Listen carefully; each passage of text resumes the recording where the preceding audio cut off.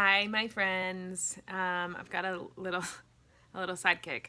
I tried to record this like 3 times, but he won't leave me alone, so I guess he's just gonna join in. So this morning, I posted a mental health check-in, and any time that I post something about mental health, it absolutely just bowls me over how many people send messages and comment, feeling that they relate, and it just kind of breaks my heart because we're all suffering from so much of the same stuff, and we're suffering in silence. And I just don't think that we need to. And I think that the more that we talk about it now, the more we put it out there, the less, or maybe the more that we realize we don't have to do that anymore. Buddy, please don't kick. So I wanted to tell a couple stories. The first one is when my mom was going through cancer, which we believed was most likely going to be terminal.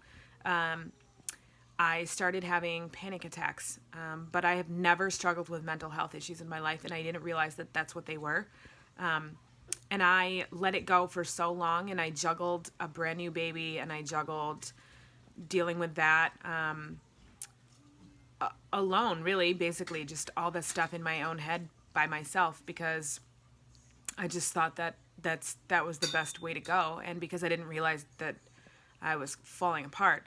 And it wasn't until these crippling anxiety attacks freaked me out so much that I really thought I was having a heart attack. And so that's when I started seeing a therapist who helped me get through that stuff. And that's one example. A second example is after my first son was born, I think he was like 2 or 3 days old, and a friend came over and had brought my husband and I dinner, and he and my husband went outside, and they were like drinking a beer and hanging out, talking about the baby, talking about life. And I just remember sitting there on my bed alone in the dark with this baby that I really had not bonded with yet, that was just like needing me for absolutely everything. And the only way that I can describe the feeling was that I felt like this 100% certain sense that my life was over, that I had, like, that this baby had just irrevocably changed my life, which in many ways he had. But what I didn't realize was those feelings were really super common and normal, and they were part of hormone crash, and they were part of a touch of postpartum depression. And I just freaked out. I thought my life was over. And at that exact moment, one of my very best friends in the world called me to check on me. And she literally sat silently on the phone while I sobbed hysterically, like unable to catch my breath, just gasping for air. And when I was quiet enough to hear, she was like, "Girl, this is 100% normal. Just cry yourself to sleep, because when you wake up, it will be a little bit better. And just take it a day at a time." And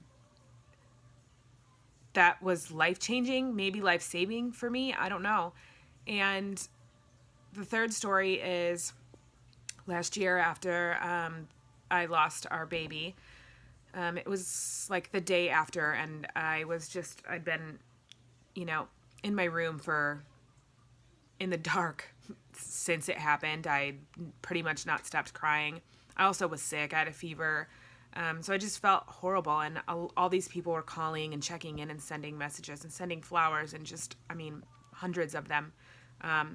And my friends had called and asked if I needed anything, and most of them I didn't even answer, but I also said, no, I don't need anything, even though really what I was desperately thinking inside was like, yes, I can't even pick my head up. I don't want to live.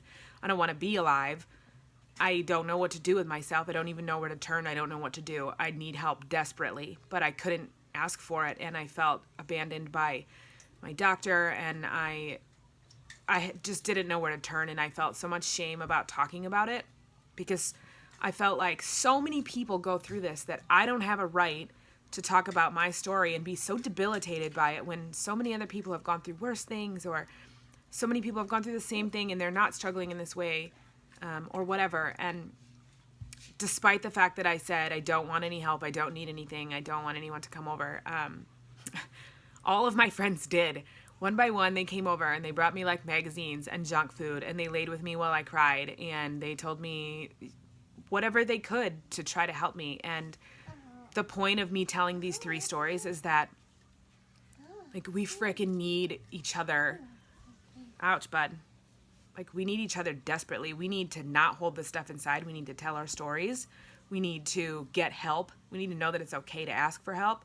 We need to not feel bad about the choices we're making or how we're struggling, or we don't need to feel ashamed about any of the coping mechanisms that we're using that are not working or hurting us. Like, all of this stuff is so secretive, and there's so much stigma attached to all of it. And I want to be a part of opening up the conversation, and I talk about this all the time. Like, I want people to keep talking and telling me their story, and I want to keep telling my story until it doesn't hurt anymore. So I guess my point is that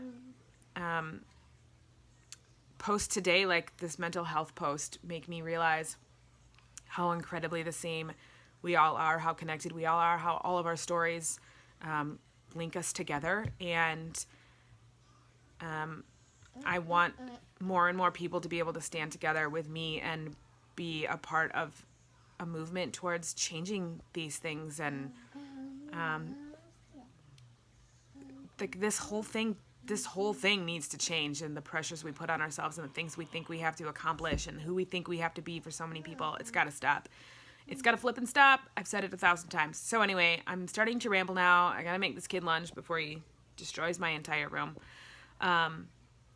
So for any of you who have read my post or listened to this 6.5, 7 minutes of rambling, thank you. And if you relate to it, then please know that I hear you and see you and feel you, and I'm with you, and that your love and understanding for me in the same way means the world to me. So lastly, I have a podcast in the works because I'm totally jumping on the bandwagon, and these are the kinds of conversations that I want to talk about. So anybody who feels like they have something to contribute in that space, suggestions, information, help, whatever, I will happily take it. So shoot me a message or whatever.